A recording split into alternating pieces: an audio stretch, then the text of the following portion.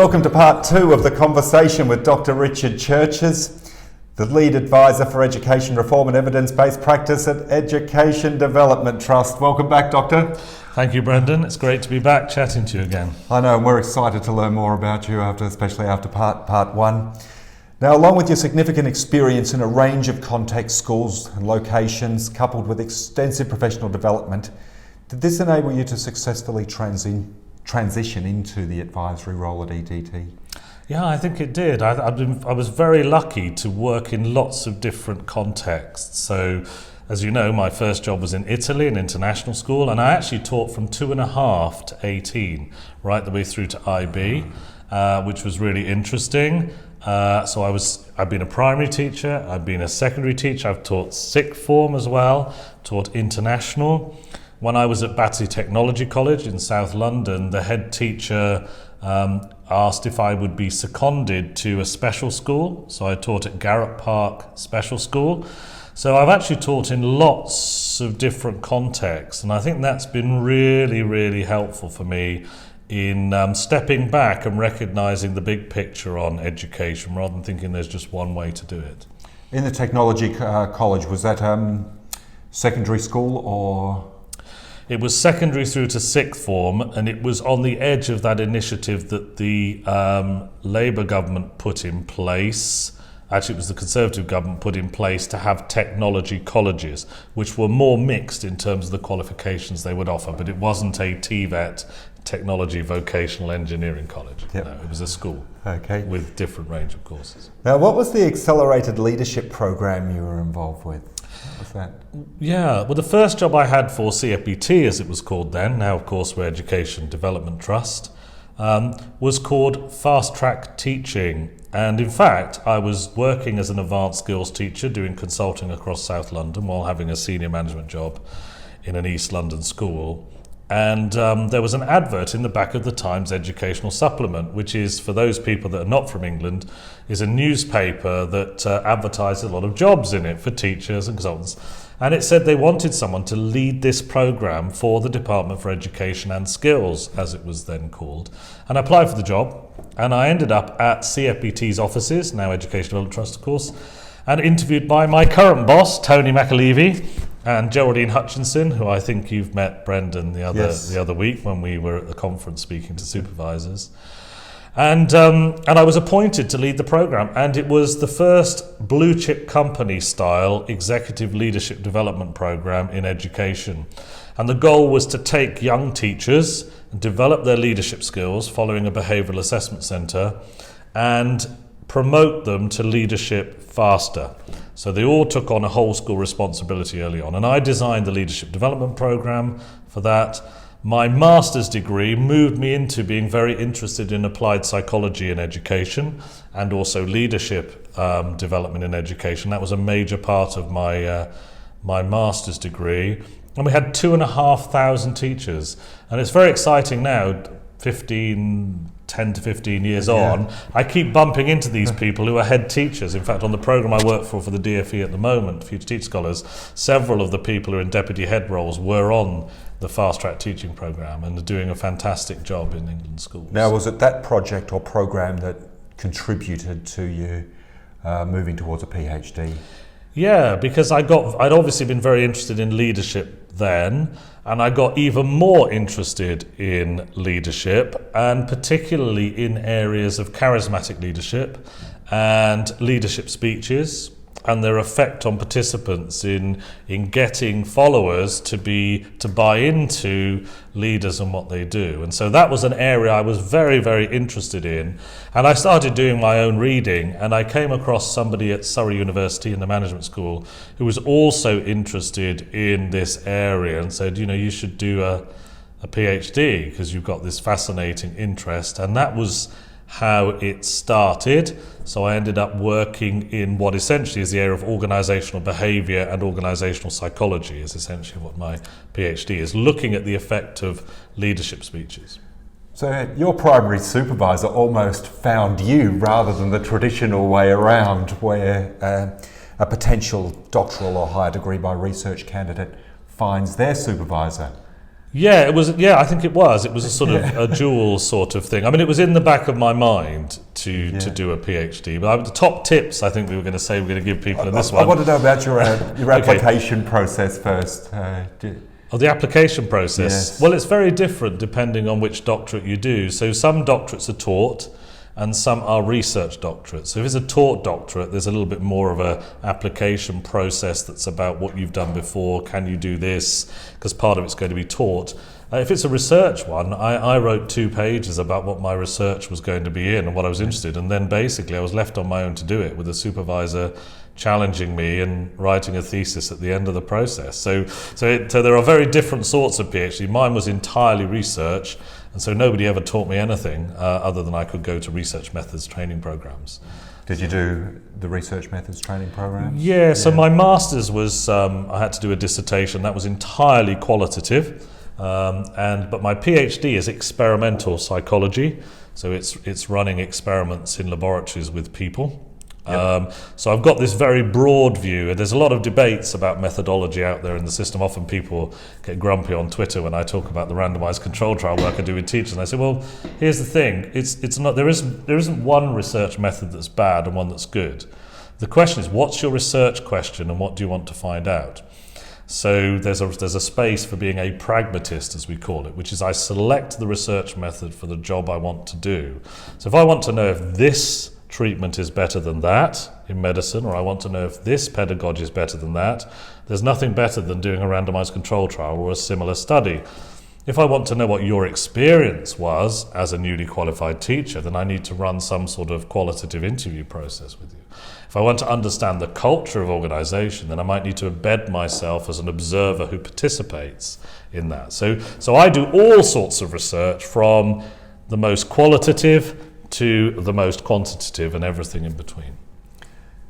Now, for potential candidates, a higher degree by research, in particular doctoral studies, what were some of your strategies for balancing a full-time job, research study and personal and family life? Well, I think I'm pretty poor at that, to be honest, Brendan, to be honest, but I suppose the most important thing I started to do, which isn't really me, was to devote a time when I did it. So every Saturday morning I'd walk into town, I'd sit in a coffee shop, get my laptop out, and for 2 hours I made sure I did 2 hours of writing or something every Saturday. But I actually think often you end up doing a PhD when you're already in a leadership and management role. And I would say the learning that I did on coaching, because I've led a lot of coaching programs nationally across the world, and do a coaching certificate that people can do as well, that I do through Infinite Learning in Dubai.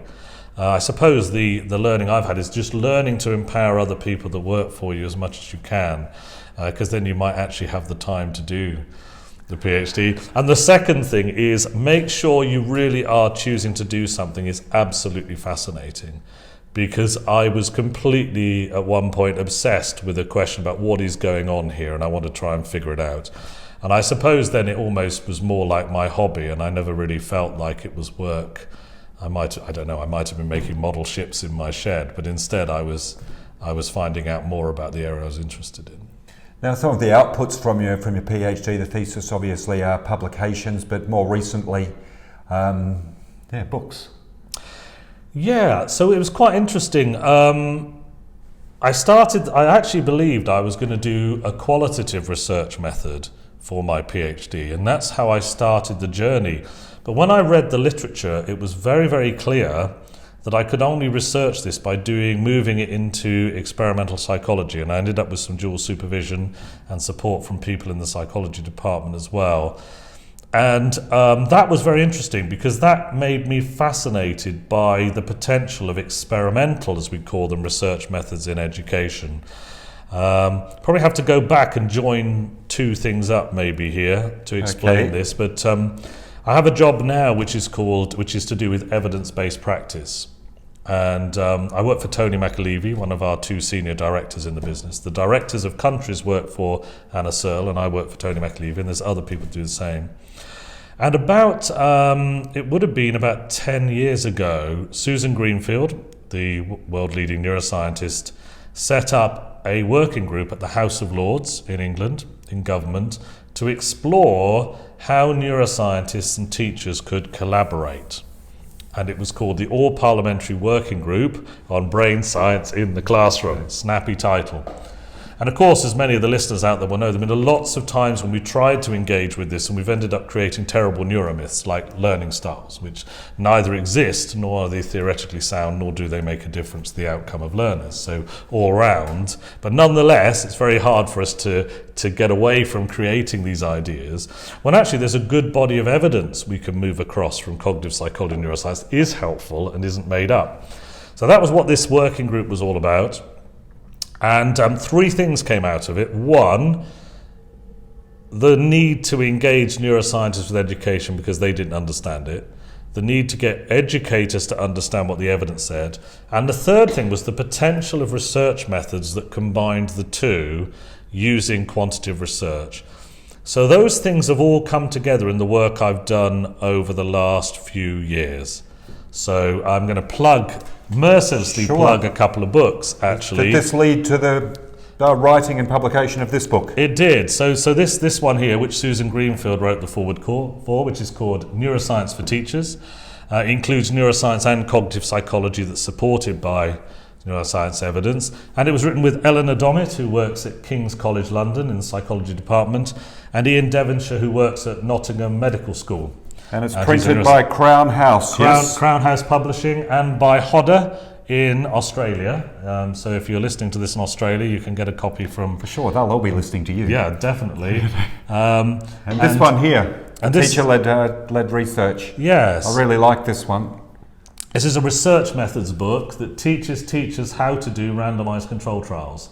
And we've got a number of projects that we're doing around the country, and one that's joined those together, which we've just finished. I'm going to talk to the audience now there and tell them all about it. Was funded by the Wellcome Trust, who normally fund large medical studies across the world. And we put teachers who had previously designed a randomised control trial in the same room as neuroscientists, and the teachers came up with trials of the neuroscience evidence. And then we gave them 6 months to run their trials, and then we teach the teachers how to analyse the results so they can talk about the effect size, which is the amount of change, the same thing that's in Hattie's tables. They can talk about what we call significance, whether results might actually be misleading or not, and to what extent. We can talk about that with something called probability. And then also what we call confidence interval, which is the range of reliability of the effect, because it's not enough just to say it might be this effect, but what's the possible range? How reliable is it? And they publish posters, and those posters are presented all around the world, and we put them into what's called a meta-analysis, which is a table that shows all the effect sizes, a bit like John Hattie's tables, but they are specific to the area that we're interested in. And that's a very exciting thing. Why is it exciting? Because, of course, so I like to call this the Uber of education research. I don't know if I'm allowed to plug Uber, but a lot of taxi companies essentially are very government regulated, and you can't really get the service you want. Well, education research is a bit like that. It's dominated by funding and dominated by university departments choosing to do what they want.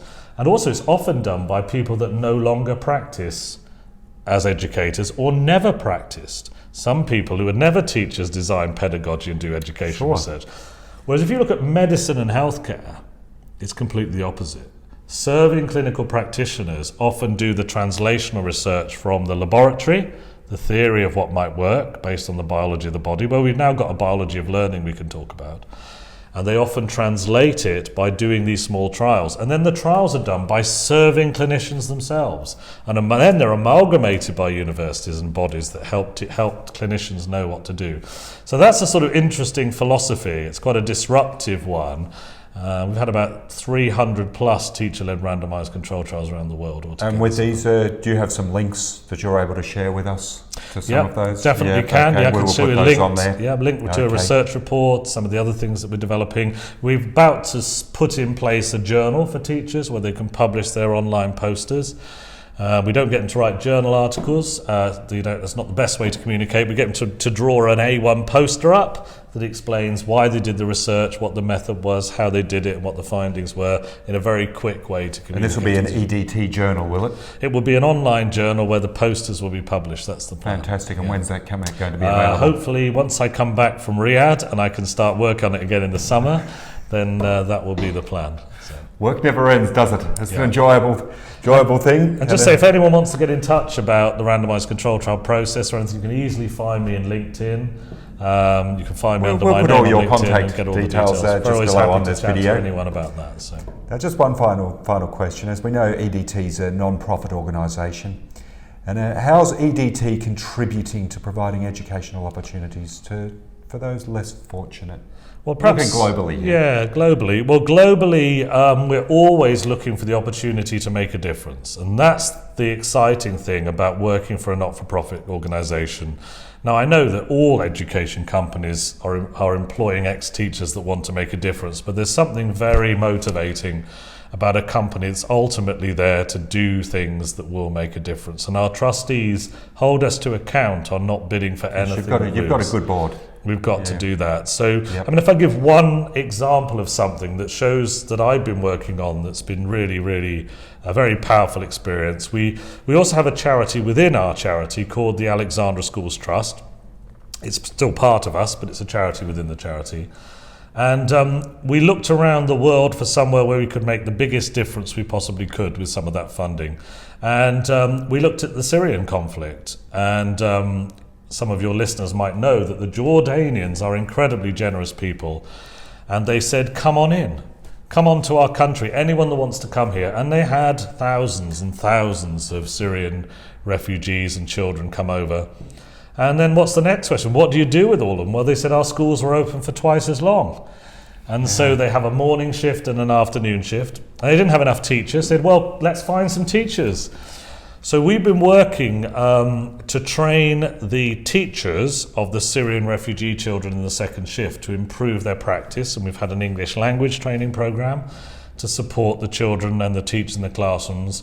And then we also built a supervision program because they have a system of school improvement through supervisors. And I was very privileged to work with 40 supervisors over the last 2 years that we have funded ourselves through our own charitable money to help those supervisors be better.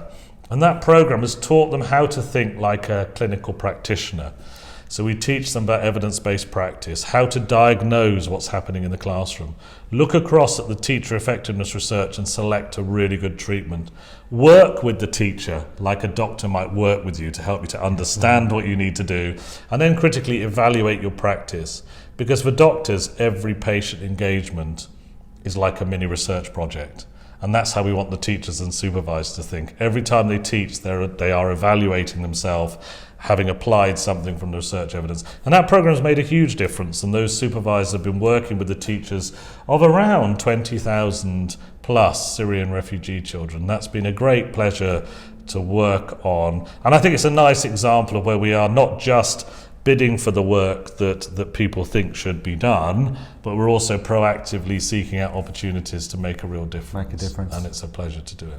Fantastic, and it's been a pleasure to have you speak today and speak with you and engage with you, and we thank you for sharing your knowledge and experiences, and we hope people learn from that and also learned a little bit more about Education Development Trust and what they do.